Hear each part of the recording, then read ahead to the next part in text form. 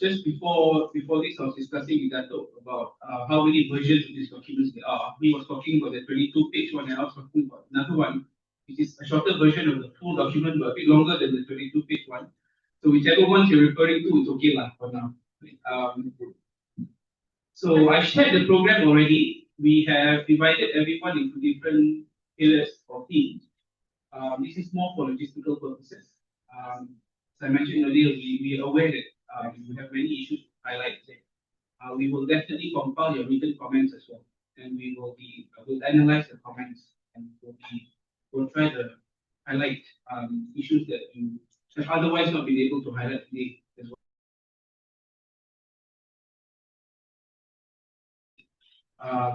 I sent out just a few minutes ago a new one because I missed Zoel's name. Apologies. Zoel's name is added, but everybody else is here. A few have pulled out because of illness, but they will be sending their written comments, and we'll be taking a look at those comments. Okay, so what I'll do going forward after this is I'll just check who's in the room and I'll invite the interviewers. Okay, so that's basically it for the housekeeping. Free flow coffee and tea and also kueh, so help yourselves. I'll now pass the mic on to Dato for his opening remarks. Thank you very much. Thank you. Good morning to all. Thank you for coming. As Khairul said, this is an important occasion. It's a historical time where we are looking at 2026 to 2030 of the 13th plan, as well as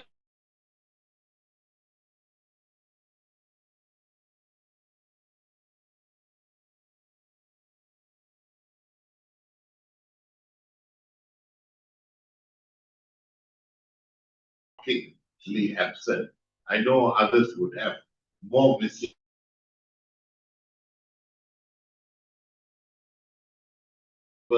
paragraph. So I don't know if Rafizi has claimed that to be his idea. Recording stopped. Checking. Recording in progress. I think, and also in our discussion, there are so many things that we can follow up. But as a secretariat, we might focus on a few things that are already part of our mandate. And so we would have funding and personnel to ensure the follow through for 5 years. So we are looking at a longitudinal role with the midterm reviews and the next DNR coming up. I think the first very positive dimension of this report is this call to redesign or redefine development. It comes out in the speech and it comes out in the technical notes of explanation. Now, in the speech writer or Anwar himself, I think his familiar, popular areas of Amartya Sen, Khaldun, John Rawls, I think is quite significant in setting a new paradigm in discussion. Although if you take Amartya Sen, you cannot pick and choose. You have to take all of Amartya Sen's analysis of the economy, not just the economy, its capability building, it's also addressing inequality. He's the architect behind the SDGs. So that's important. And John Rawls, in the theory of justice, is actually very deep. So theoretically, and he has raised it, but I think we can give substance and depth to it. Now, along with that, so how is it being redefined? Not just income, but it's also going on to say the dimensions of economy, social, environment, and governance. I think those chapter titles, and his speech highlighted it more, but the document has it, to shift from race-based to needs-based. But there are no operational indicators. The document is actually very race-based oriented, no new institutions that will move beyond race. Now, the shocking thing that is absent, any reference to the SDG. So if you take the midterm review of the 12th Malaysia Plan, even the roadmap of the SDG, the BNR 2021 is referred to. So my question is why? Was it removed? Was it not the intention? Or government is saying this is a domestic document, the BNR July is a global document. So that's the question. Now my sneaky feeling as a policy analysis is the lack of commitment to a human rights approach to development. So if you don't bring the SDGs in the way it was written with its mandate, then you don't need to worry about CEDAW, CRC, UPR. You don't even need to worry about the commitments made in the BNR, like ombudsman.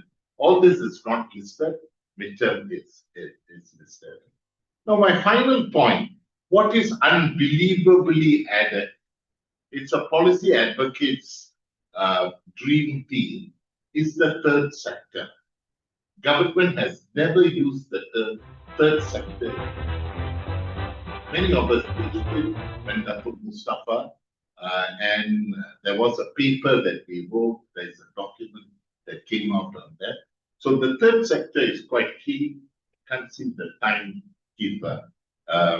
So the third sector. Now the third sector comes out in the context of social economy.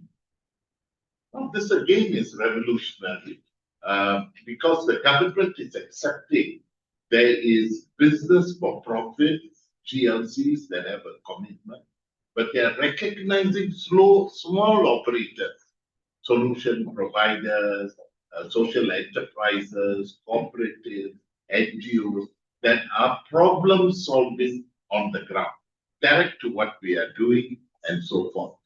So that is something worth picking up, and that is something our team can actually really do because we have the machinery and people. So I wish you well. We thought a quick way of doing research is getting everybody to write a 1-page, 3 minutes to tell it, and then we will compile it and we will see how we can follow it. So thank you and have a good conversation. Thank you very much, Dato'. I should also mention that we are running the session, as everybody can see, in a hybrid format. So I welcome our friends and colleagues also who are online to be actively participating. If you have any comments or questions, please do drop them in the chat box and we'll try to There are also speakers. There are also speakers who are joining us tonight. So I'll be inviting the speakers to deliver their interventions via Zoom. Okay, so I would now like to begin our thematic interventions. And we will start with, so we've adopted the 5P of the SDG approach, but we've also slashed it with social economy and environment and also governance. And everyone's been allotted their respective teams already, as mentioned earlier. If I could maybe invite Prof. Rashila to be our first intervener. Prof, if you're ready. Okay, thank you. Thank you very much, Khairil, and to all the colleagues here, Prof. Dato'. Okay, because ada 3 minit saja kan. When I was, I listened to it, but I didn't have that much time to listen, honestly. But what I did do was I did read through the RMK 13, 200 odd pages. The things that really of interest to me fall into 3 categories actually. Number 1 is actually the strategy B34, which deals with menambah baik perlindungan sosial.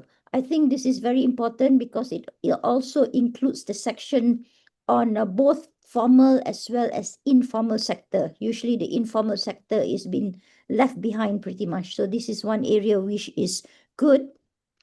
So within that context also, it says that the Dasar Perlindungan Sosial Negara is going to be more holistic and it is going to be written up. So I believe that we should try and get a seat at the table for this, because then the discussion can include a lot of the ground data that we have. The penekanan kepada masyarakat warga emas because negara menua, this is very important, and the fact that caretakers are being given priority or given attention. This is something which is very important. Even in the TVET program, they are having this kind of program. So it is a long-term outlook. So I am glad to see such thing. Okay. And the next category I was really interested in is actually on education.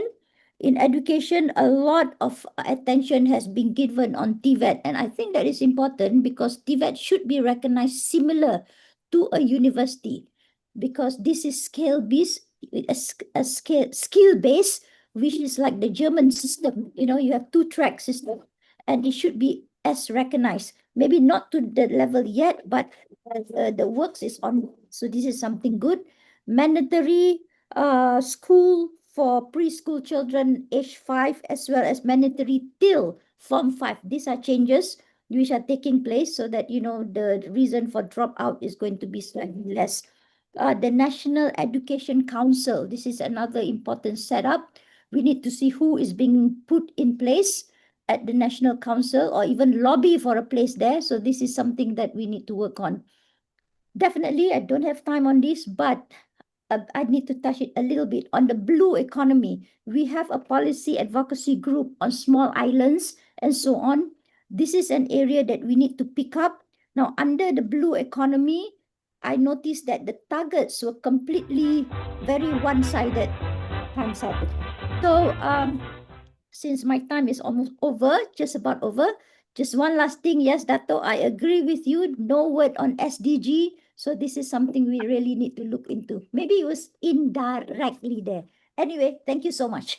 Thank you very much, Prof. Thank you so much. Very comprehensive 3-minute analysis of the plan.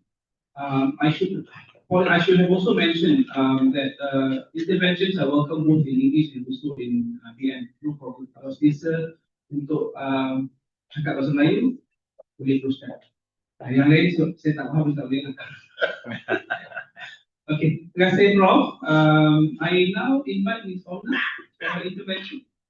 Thank you everyone. So I'm just going to give broad reflection. It's a lot to digest, but I see a lot of similarity in every year's national budget speech. It's just being reiterated, taking it at a different level. So I'll just give broad reflections. Number one is it's overall highly aspirational with success and projection leveraging on foreign investment. There's a lot of talk on foreign investment, right? And the job creation, but it's unclear about the trade-offs in the context of unemployment. These are big, huge problems, specifically women, youth.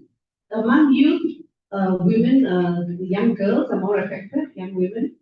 Rural population, low-income groups risk being left behind. Upskilling initiatives to match the speed of AI technology. What about targeted redistribution to effectively address the structural inequalities and cost of living burdens?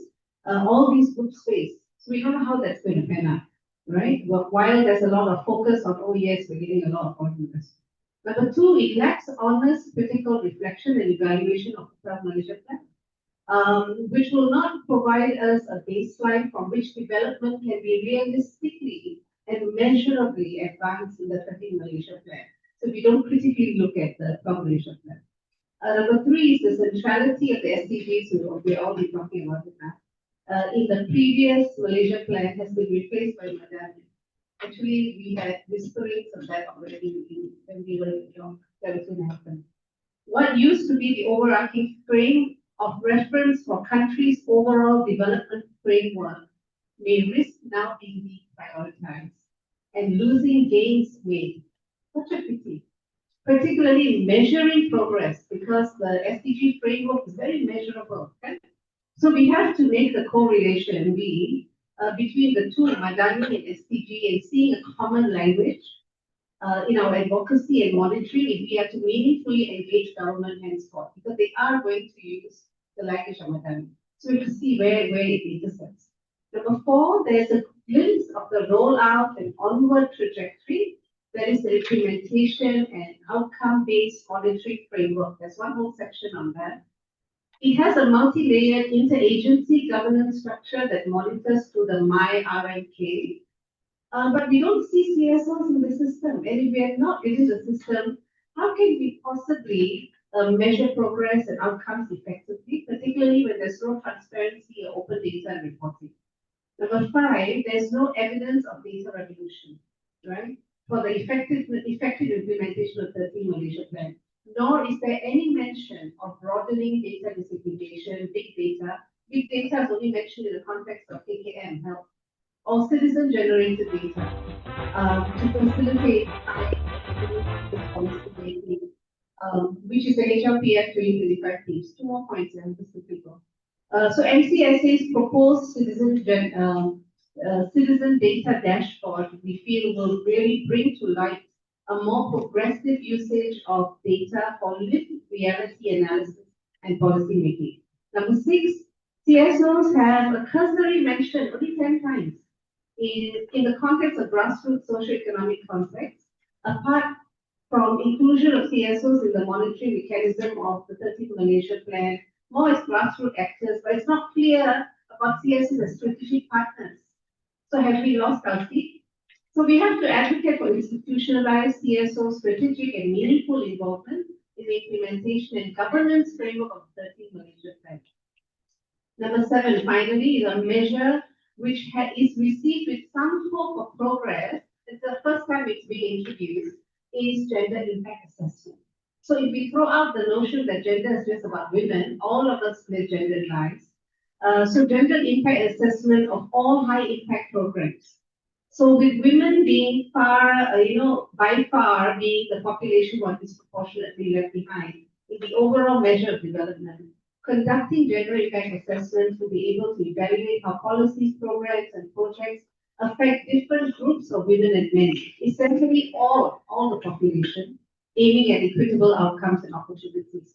So I'll stop there, but really, it's really a broad perspective. Thank you very much, Ms. Omna. So we can discuss the points raised by all the speakers during the Q&A later. I'll just move around first and invite all the speakers to deliver their interventions.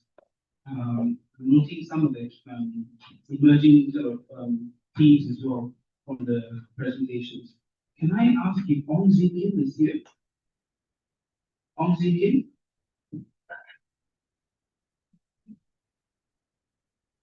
I didn't hear Ong Zin Yin. Okay, if you're not here, then we can just move ahead first. Gan Wen Jing, are you here? Samuel. Sorry, Samuel Lau. Apologies. Samuel?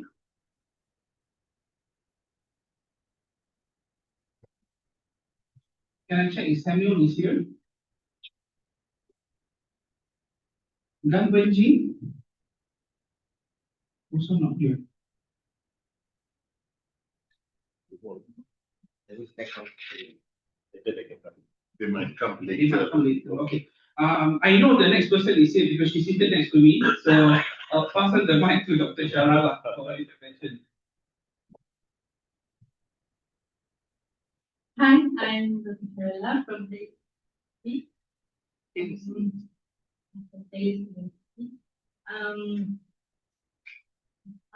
what I focused was I think there's a lack of clear strategy of lifelong learning, while Rachel Research focuses on formal education like preschool, TVET, but I think it's overlooked on lifelong learning pathways that focus on adult learners, gig workers, those who are mid-career, to upskill what to upskilling, And I also believe there is insufficient emphasis on inclusive in education.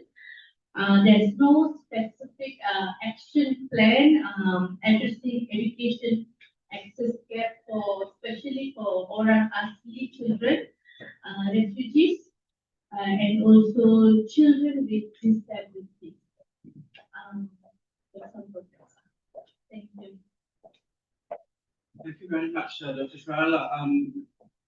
So the focus was on education. So we can pick up a lot of points on education as well. I think during Q&A, I'm sure many have thoughts about this as well. Can I now invite the next speaker? Is Fairoz here? Fairoz Madli.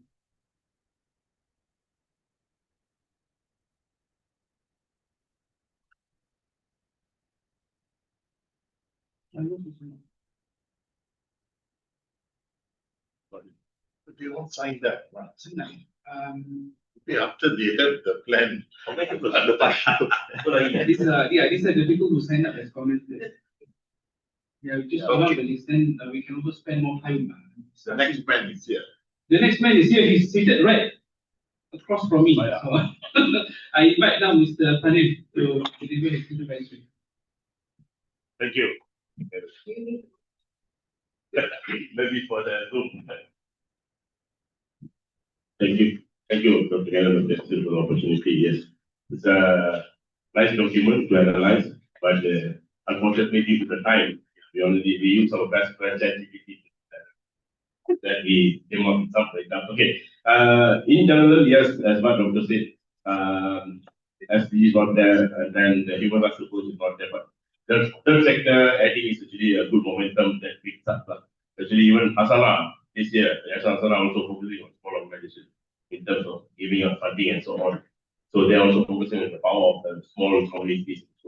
So it's a good pick up. We are happy that NDPGM played a very major role together with CSO and so on in convincing the government in terms of adding on this third sector into the picture. Okay? Whether I think last time we talked about in the BTKM program, plus we visited the guy and so on.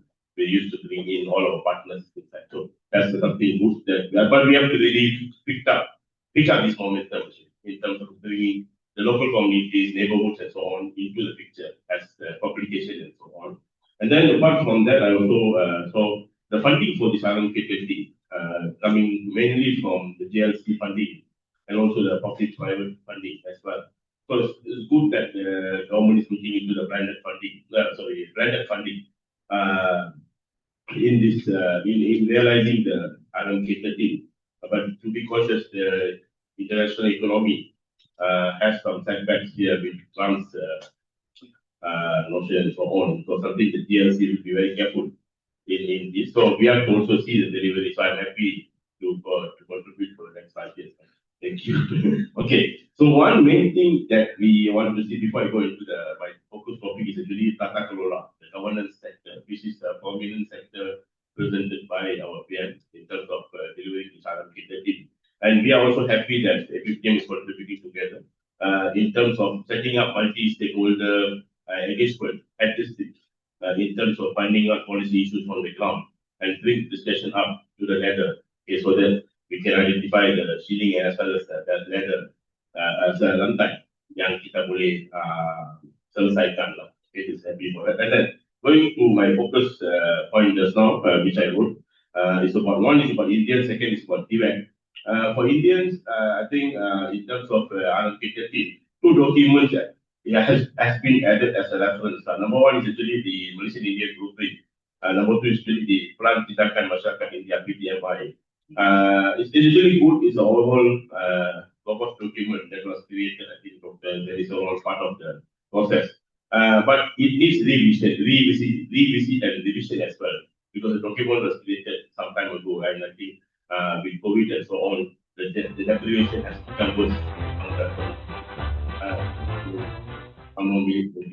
Okay.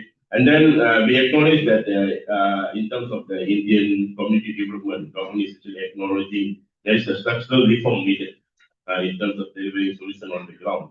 It's something that we need to look into and we can contribute as well. And then community level engagement is key in delivering the solution. I think recently in our Sabah program visit, there's the Indian community there who doesn't know what is common JKM, and so on. This are not coming from Indian researchers, coming from a Malay researcher. So it's evident that although the policies are for all the races, but I think in terms of delivery, we need to have specialized mechanism to deliver interventions from the ground. I think MPI also will have to play a critical role in this analysis, multidimensional poverty study, because I think the abbreviation need to be captured in a very focused space, whether it's education, health, housing, or employment, or legal, and so on. Okay, so that's much on the Indians. For Tibet, I think Dr. Rashida has covered much of it. Mine is more the deprived students Tibet, actually. The students who are not inclined in terms of education, those who are seated in far end of the class, those who don't pass their exams and so on. So the Tibet, Malaysian government Tibet, although big focus is given to the high achievers, a big focus also has been given to the underprivileged and deprived students in terms of education. So the focus has to be there as well. And then I think empowerment of Majlis Tibet Negara, okay, need to be there. I think there are some mentions that Majlis Tibet Negara will be focusing on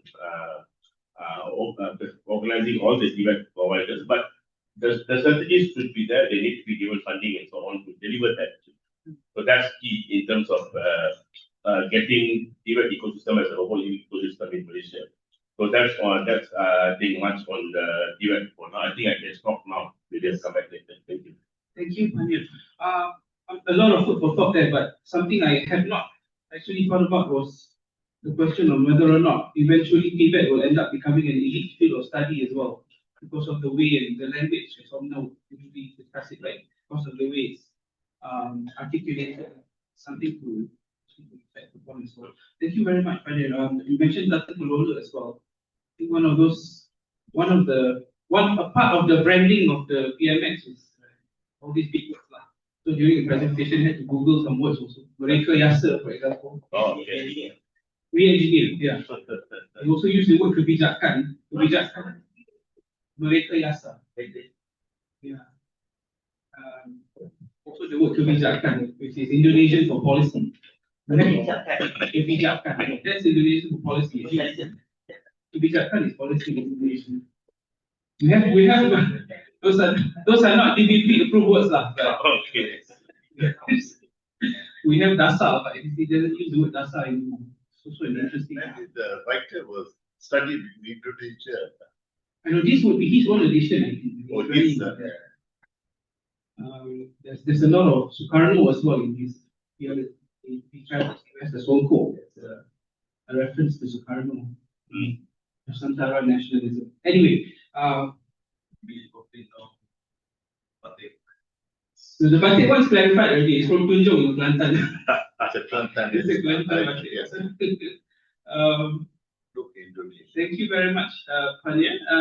Can I check, is Ms. Nurhatini? Yeah. Nurhatini, I think she's online. Ada ke Puan Nurhatini? Ada, sekejap. Okay. Assalamualaikum warahmatullahi wabarakatuh dan salam sejahtera. Saya Puan Nurhatini Syikrani daripada SP APPJ SDG. Jadi pada pagi ini saya akan mengulas berkenaan para 239 dan 240 berkaitan dengan penyalahgunaan dadah menjadi ancaman besar dalam negara. Jadi di PJ sana clear suara saya ya? Ya. Okey. Jadi daripada teks ucapan ini apa yang kami lihat penyalahgunaan dadah ini merupakan satu ancaman sosial paling serius yang dihadapi oleh negara. Dan daripada kumpulan kami mengenal pasti salah laku guna dadah ini bermula daripada kanak-kanak dan lagi dan pendekatan melibatkan aspek penguasaan dan pemulihan serta pencegahan perlu dilihat secara serius. Daripada pendekatan yang dikemukakan ini, kami melihat beberapa perkara yang boleh di-highlight ataupun ditambah baik bagi memastikan RMK 13 ini dapat berjalan dengan baik bagi tempoh 5 tahun. Di mana dalam aspek penguasaan, kita lihat daripada Dasar Dadah Negara 2017 kita mengenal pasti bahawa cabaran dan ancaman utama isu dadah ialah penawaran dan permintaan dadah yang tinggi. Di mana kita melihat iaitu tindakan tegas terhadap pengedar dan sindiket perlu dikuatkuasakan sebaik dan semaksimum mungkin bagi menghapuskan ancaman kepada ketenteraman awam. Jadi dalam keadaan begitu kita melihat kita ada isu dengan integriti dari pihak penguasaan dalam negara yang perlu kita tambah baik dan lihat lebih jauh lagi. Di mana daripada peringkat komuniti sendiri kita melihat kegiatan pengedar, manipulasi hasil siasatan dan pengedar ini dilindungi oleh penguasa dalam negara. Jadi kita berharap aspek integriti ini dapat dilihat dengan lebih serius di mana etika ataupun etika dalam kalangan penguasaan dan latihan anti rasuah perlu dikuatkuasa dan dipertingkatkan dalam semua agensi penguasaan dalam negara. Dan kita berharap penyertaan masyarakat dalam melaporkan salah laku penguasa dan pelibatan komuniti sebagai mata dan telinga kepada agensi mampu mencegah dan mengekang integriti yang berlaku dalam negara. Di mana kita lihat saban hari penguasa kita dah mula ditangkap, dikenakan tindakan buang kerja, tanda tertib dan selainnya. Jadi kita melihat itu satu tindakan yang baik, cuma dia perlu diperluaskan lagi supaya penguasaan ini dikawal. Penguasaan ini diberi satu latihan supaya integriti dalam negara berada di tahap yang tinggi. Bagi skop rawatan dan pemulihan, kami melihat dari dua aspek di mana penagih yang terlibat dengan dadah didapat rawatan dalam pusat pemulihan. Kita perlu menyediakan satu modul, satu rawatan supaya apabila mereka kembali dalam komuniti, tidak kembali lagi menggunakan dadah, dan kita hendak memastikan masyarakat yang menerima penagih dadah yang telah dirawat pulih ini diterima semua dalam masyarakat. Iaitu kita juga perlu melibatkan kesedaran kepada masyarakat bagaimana mengawal dan membantu mereka yang telah pulih. Okey, bagi aspek pencegahan, kita mula melihat iaitu kerajaan telah menjalankan pelbagai modul yang bersasar kepada kumpulan keluarga, pelajar, komuniti dan juga tempat kerja. Namun kita terlepas pandang kepada mereka-mereka dalam golongan marginal, iaitu golongan miskin yang terpinggir, pelajar-pelajar yang tidak ke sekolah, yang tidak mendapat pendidikan formal dan keluarga-keluarga yang broken family. Ini yang saya rasakan kita terlepas pandang untuk cater kepada tiga golongan sasar ini.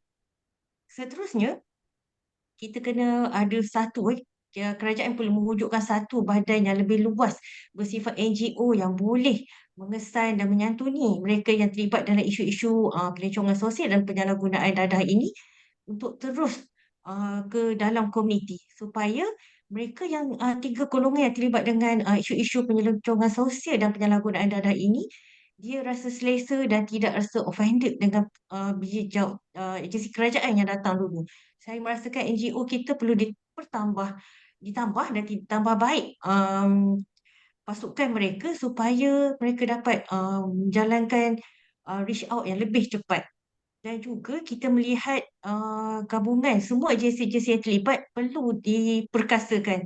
Kita tidak boleh dah bergerak sendiri. Kita kena satu badan yang mengawal agensi-agensi kerajaan ini untuk bergerak serentak sebab masalah dadah ini adalah masalah semua. Itu saja dari saya. Terima kasih. Terima kasih Puan Nur Hartini. Kita ada beberapa intervensi tentang isu dadah ni. It's very good lah. Memang ada disebut jugalah dalam dokumen RMK ni. So we can also have a discussion on this because I also myself have some points on this, the governance part lah. Cuma dari segi integriti ni kalau tengok lately dia bukan setakat menguatkuasa dalam isu dadah lah, tapi macam immigration apa semua dah mula ada crackdown lah tentang kapal kan. So maybe this is also one of the things that can be discussed as well. Okay, terima kasih. Puan Hartini, nanti kita ada, we can pick up some of the point juga lah lepas ni. Can I invite the next person? Dr. Moniz Warren? Yeah. Online, okay. Dr. Moniz Warren, ready when you are. Okay, I'm here. Right. Oh, sorry. Okay. Dr. Moniz, sorry. Sorry, you Actually, will be- I'm yeah. On Alright. silver economy, actually. Apologies, I have missed Dr. Shafiq before you, because we want to conclude the people one first, yeah, and then have the Q&A. Apologies. Dr. Shafiq, are you here? I think Dr. Shafiq is also speaking on drugs. And he submitted his write-up actually. I saw it this morning. Yes, hello, I'm Dr. Shafiq. Can you guys hear me? Dr. Shafiq, silakan. Okay, I'll start to talk. So first of all, I want to comment on regarding the ketenteraman awam juga menjadi keutamaan kerajaan regarding the drug lah. However, I just want to improve certain things, which is there are about three key points that I want to enhance. The first is to strengthen the forensics and intelligence capabilities in which there is a need. Sorry, Sorry? do you have a camera? Put it on camera tak? Sorry? Oh, Put it on camera. camera. Hold on. Kalau boleh, ya. Kalau boleh. Ada. This one. Maybe his camera is.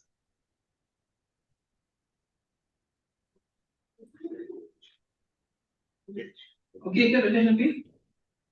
I don't think I can. Okay, tak apa. Okay, go ahead please. Sorry.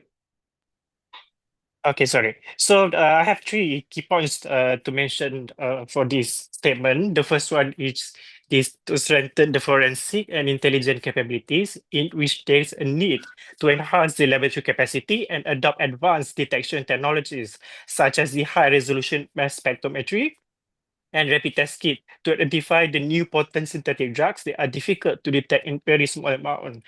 So yang ni actually saya nak tekankan mengenai vape kita yang terbaru, which is yang kita dapati dia adalah synthetic cannabinoid yang sangat baru dan kita sebenarnya tak dapat nak mendeteknya kerana dia punya amount dia sangat kita panggil minute ataupun sikit, tapi menyebabkan kesan yang lebih potent, iaitu lebih kurang 400 kali.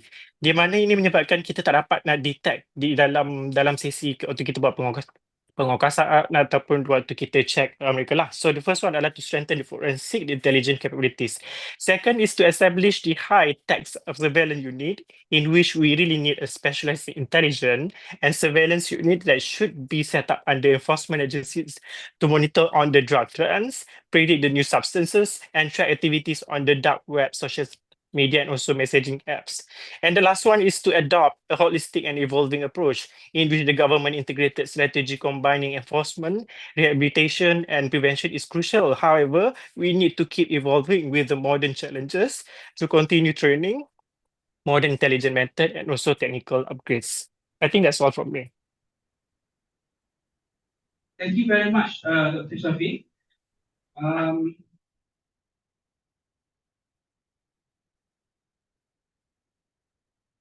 Apologies, I lost my Zoom online. Okay. Thank you, Dr. Shafiq. I think I want to check again before I move on to the Q&A. If the other speakers who we missed are here, if they've arrived. Ong Zikin, Gan Wenjing, both of them will be speaking, or they want to speak on disability rights. Pyros. Okay, I see Dr. Su here as well. So she will actually be leading the people pillar in this process. I wonder if Dr. Su, you'd like to say a few words, and then we'll open the floor. Off the cuff. Like, Dr. Su's been very busy because she's been traveling and she'll be back to the office today. Thank you, Karen. Just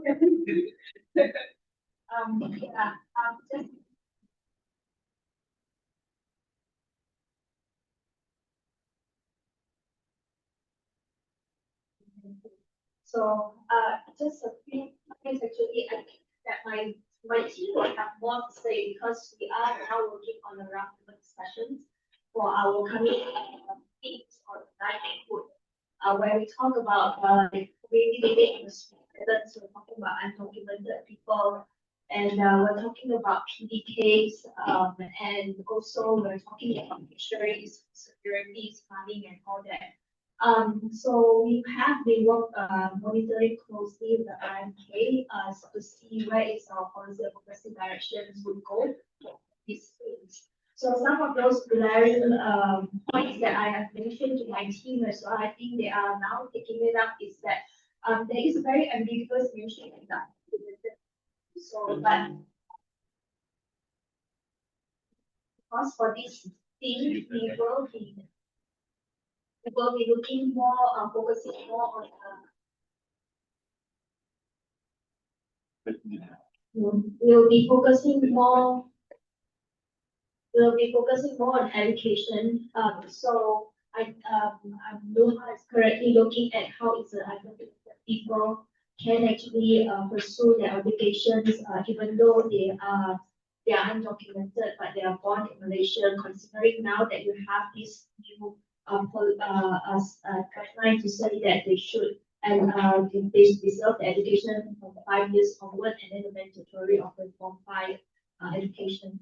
So, and then another glaring missing point here is really the small island communities. Even though the blue economy framework is there, the mentioning of the blue economy framework, but it's really beyond that of the community living on a small island. We're talking about their livelihoods. We're also talking about the infrastructures development, because if you're looking at the plan, it explicitly mentioned about infrastructures development for the rural and remote areas, but small communities is very difficult to define them as rural or remote, or rather, or whether they are urban. So they sort of falling in between that. We thought it would be it is important to explicitly mention about the communities living on the small islands. I really appreciate the mentioning of the use of drugs. So drugs, if you look at APGM SDG data, we can sort of be able to have a longitudinal kind of observation of this development of drugs. Last time we were talking about Shabu, we were talking about Ketum, we were talking about Pil Kuda. But now I think that with APGM SDG findings, we will now even go moving toward vapes. Now vape is really not being legalized or not being legalized. So the mushrooms and all that is really very invasive, especially in the school, for the school children. So these are the things I can share more maybe perhaps later, but thank you for this. Thank you very much, Dr. Su. So I'd like to now open the floor for a 10-minute Q&A discussion session. I'm happy to invite people who have not spoken. They have anything to say about issues related to people or the social aspect of the RMK. Anyone? Or if you have any questions to the interveners, you're also welcome to. Dr. Lee, okay, go ahead. Thank you, Dr. Khairil. I just want to have some comments. The first one is relating to SDG 16, to improve governance. Governance based on the three principles of institutionalizing and efficient and effective government to provide people-centric service and ensure fiscal strength, impactful public spending, and that reaches the targeted groups. So I'd like to ask, and also to reduce red tape as well as to reduce Alibaba businesses. So I've just raised the questions as to which ministry would be responsible to monitor the issue of good governance and lead the implementation of reforms. Good governance must be translated to concrete implementation plans with clear lines of responsibility and transparent mechanism for measuring success. And good governance is important to minimize leakages and maximize value creation, as corruption destroys the value creation in the economy. There have been many anti-corruption plans, but corruption still remains unabated. as shown by annual Auditor General's reports. And government should aim to improve public service delivery, probably through using AI, which can reduce costs and boost transparency. And the government should engage stakeholders such as the private sector and now the third sector and local communities to gather feedback on how to improve government execution, government governance, because execution is everything. The second area is on the race-based to needs-based policies to promote social justice and equal opportunities. But how is this going to be carried out? Because from what we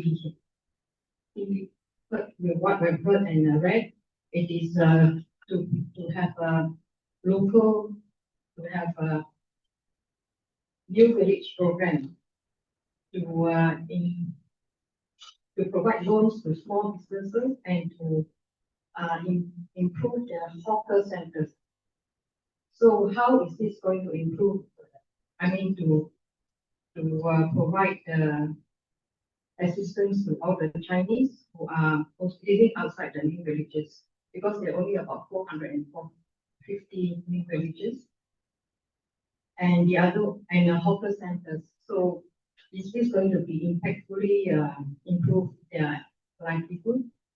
And also, I would feel that after more than 6 decades of living in the new villages, what would be more useful is to give them land titles, because they are just, surviving there with no prospects of lifting their quality of life, standard of living. So, I mean, they were sent there, they were all rounded up and sent there to outside, God-forsaken areas, even half an acre each for the house and to grow some vegetables. And they have to cut the trees, build their own houses and everything, and they didn't have schools, they didn't have childcare. It's like a few generations lost. So it is time probably to give them something more meaningful, such as to give them their land titles. And for the Indians too, I mean, to improve their prospects by giving education in STEM and Tibet. I mean, isn't this to be provided to everybody? What is so special about this needs-based program for the Indians? So I feel that it is quite a tokenism, but perhaps he is the first brave prime minister to articulate the change from race-based to needs-based policies. And the third area would be in education. It mentioned the major shifts in the education system. So what we are really keen to know is what would the shifts involve, because despite the education blueprint 2015 to 2025, which was launched with a great fanfare, the PISA and TIMSS have been declining all these years. So what would be different this time? This is very important because more than 60 billion, the largest allocation is given to education. If we misuse this, it's a great loss to the country, not only in fiscal terms, but in terms of human resource development. Thank you. Thank you, Dr. Lin. On education, what's also interesting is, of course, the minister who was leading this process resigned, and one of the main issues he's been raising since his resignation was the lack of education reform now. So it'll be interesting to hear what others think as well about education in the document. Thank you so much, Dr. Lin, for highlighting those issues. Can I invite Abel? Abel, you had some points online, but it'd be great if you could maybe come to the mic and just elaborate the point.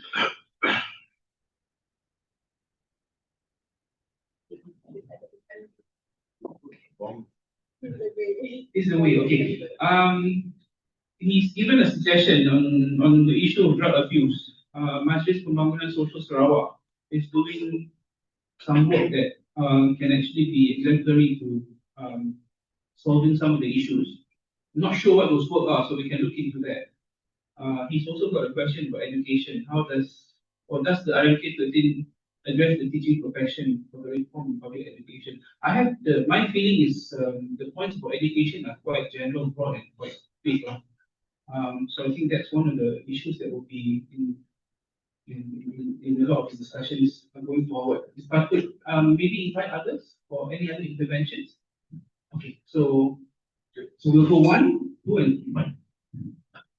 You can introduce yourself as well. Okay, I'm Mohammed Shani, the sustainable development network. Just to highlight, drug is not just the social problem, but it affects the economic status of the family. And drug and weight is no more different. Now, weight is the device for all form of drugs. So we must actually understand. Previously the drug, it was so difficult to take. Assume those days they use a spoon and a candle to vaporize the drug and inhale. Now it is all in a device incorporated while you are driving. It can be consumed so easy, and we are taking it so easy about weight issue. And another thing is that we have so many agencies tackling drugs. What is the outcome? We are not actually we mentioned about outcome-based management, but nobody seems to comply with this kind of SOP. What is the outcome of the DG of that agency? Every DG come and go, and we can declare this kampong is black area, kampong black area. Isn't it shameful? You can declare, where is the problem, but all the time you are actually filling the prisons with drug addicts, not the big mafias. And the mafias are driving big cars, and they are using cows to smuggle the drugs. And nothing is being done. And we must understand the issue. The mafias are not being acted against. Only the small timers are being victimized. Thank you. Oh, sorry. Thank you. It's all being recorded and going to be transmitted. No, it's for our internal report. I was hoping you would. Because otherwise, the passion that's actually displayed does not get transmitted. Yes, definitely, I think we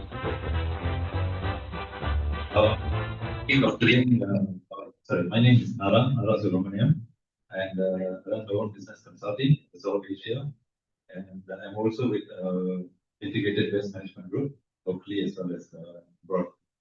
And just wanted to highlight what Dr. Lim was speaking just now. And I think maybe your comment also is true. It's been a very bold Prime Minister to come out. Sometimes I do believe these things are all spoken to the gallery, and I'm not sure how much of it is really going to come out of that. I had a thought as well about racial integration, and how Dr. Tennyson started off, and what was the reason to highlight the Chinese and the Indian, and why not just speak only Malaysian? And this is, I believe, everybody's thought as well for a long, half a century. But so it's still not being acted upon. And my thinking was that the RMK 13 is talking about advancing inclusivity through economic means, through regional equity. But we have never placed enough emphasis on national integration and inter-ethnic integration. Maybe there should be a pillar, almost a pillar should be there, or at least a small pillar now. we could have at least used this occasion to talk about the Rukun Negara, and we do not have the Rukun Negara principles even still inside there. Worst case, if not about economic, then the Sajatraan, how does that come into the picture? So I think this is where we have lost a huge opportunity. This Prime Minister has lost a huge opportunity. And also, I think that's the reason why this plans are always in 5 years, because election happens in 5 years. So you lose track of it. Thank you. Can I move to the next one? Thank you very much. I have one and then Prof and then Omna, and then we will. To Nara, the document opens with Rukun Negara, Yes, exactly. symbolism. Symbolism.